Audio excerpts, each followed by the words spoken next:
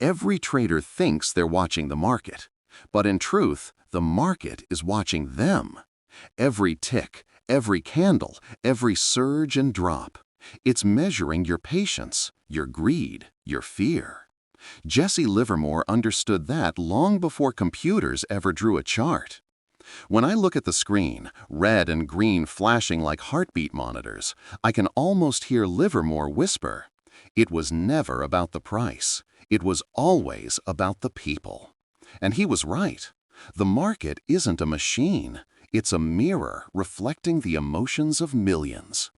You see, traders today are obsessed with finding patterns, Fibonacci levels, RSI divergences, AI algorithms. But Livermore didn't trade numbers. He traded human nature. And that nature hasn't changed in 100 years. The same fear that drove the panic of 1907 is the same emotion that makes traders dump their portfolios today after a 2% dip. Think about it. For all our technology, we're still ruled by the same primitive impulses. Greed when we win, fear when we lose, hope when we're stuck. The same chemical storms inside the human brain that moved markets in Livermore's time still move them now. Jesse once said, "The stock market never changes because human nature never changes." That's the secret nobody wants to admit. The charts change, the tools change, but the psychology doesn't. And that's why understanding market psychology isn't optional, it's survival. Livermore learned this the hard way, standing in the bucket shops of Boston as a teenager, memorizing price movements on chalkboards.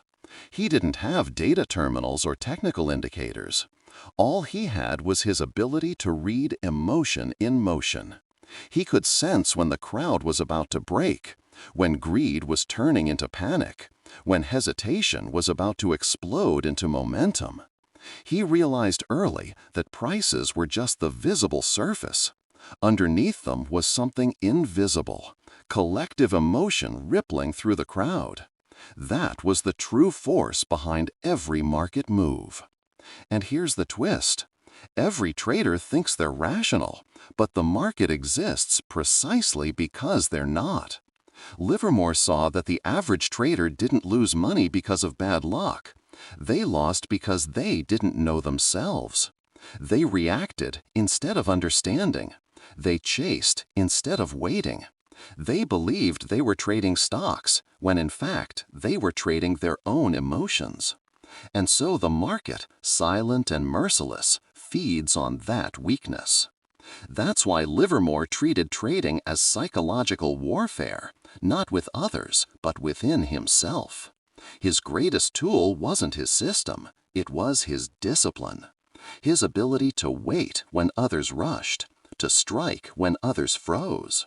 That inner stillness, that ability to detach from the crowd, was what made him one of the most legendary traders in history. Today, most traders forget that. They obsess over external signals, but ignore the internal ones. They search for certainty in a place built on uncertainty. But as Livermore said, the human side of every person is the greatest enemy of the average investor or speculator. The market doesn't move against you, your emotions do. Be honest, when was the last time your emotions made a trade for you? Drop it in the comments. I'll tell you this, every trader has a story where their fear hit sell before they did. Now let's go deeper, into that inner conflict Livermore faced every single day, the paradox of the market. How can you stay calm in a system built to make you panic? That's the question that separates the winners from the crowd.